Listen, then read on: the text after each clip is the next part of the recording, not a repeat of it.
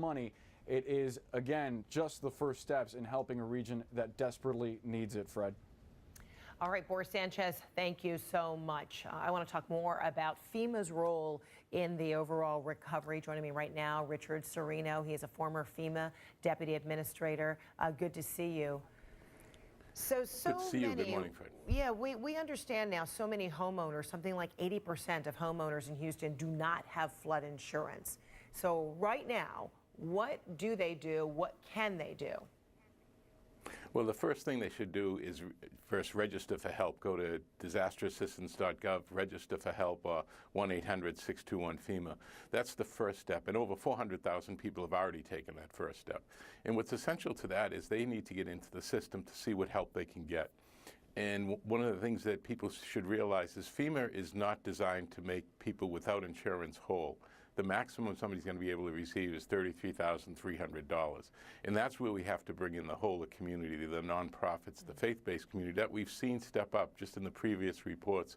We've seen how the private sector has helped out along with the Army Corps of Engineers trying to get water back. We've seen the faith-based community trying to helping feed people.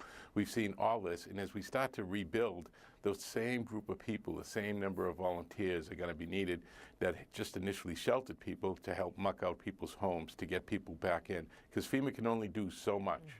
It's quite the web. It's very difficult for so many people to navigate.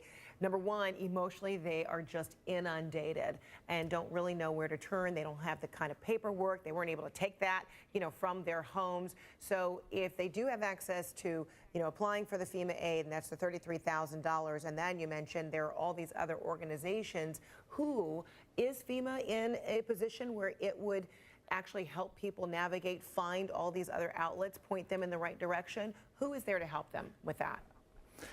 Well, when they call, they can get the help. Also at the disaster recovery centers, there's a suite of folks that are going to be able to help them when they go to what we call DRCs, disaster recovery centers. We have people from the state, some of the nonprofits, will be able to direct them. In certain cases, there'll be case managers that can help people through this very complex. It's complex for the responders, it's complex for FEMA, and it's most complex for the survivors themselves. And that's why we have to continue to work and to help them navigate the system, because it can be complex. And as we think about that, we also have to remember that throughout this, the children that are going through this, because a lot of times it can be very stressful on families, but kids as well.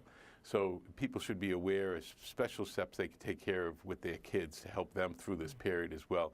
When you go into disaster recovery centers, that's scary for all sorts of ages kids. So you want to really make sure you take special precautions with the kids, take time for them, spend some time playing with the kids, because that's going to be important as well. Because if the kids are stressed, of course, mom and dad become stressed, and then it goes from there. Oh gosh, yes. I mean, it's about family right now, neighbor helping neighbor. Nobody wants this to be political, but there are many elements to this that do become political, especially as we see Congress coming back on Tuesday, the White House wanting to ask, for $7 to $8 million, to replenish FEMA's disaster relief fund. So where are you on this spectrum when you hear at the early stages of this administration, cuts to FEMA, cuts to EPA, and now you have this colossal natural disaster, and it's an environmental disaster, it's a humanitarian disaster, and supporting those agencies is particularly underscored and vital right now? Well, I think it's important to realize that whenever you see cuts to FEMA or some of the agencies that are helping people, it's nothing we ever want to see.